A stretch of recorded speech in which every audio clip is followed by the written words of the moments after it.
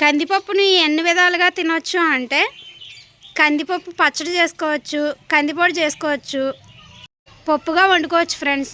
అంటే కందిపప్పులోని టమాటా వేసుకుని పప్పు వండుకుని తినొచ్చు ఫ్రెండ్స్.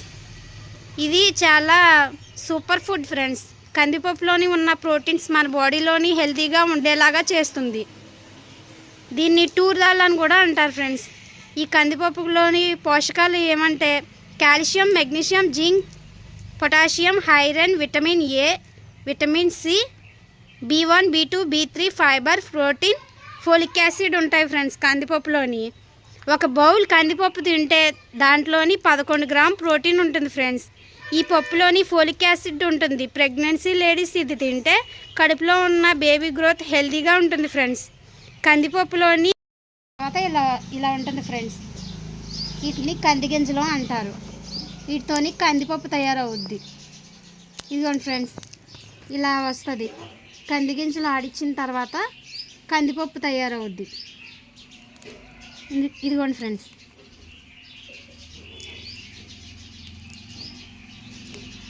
కందిగింజలు ఇవి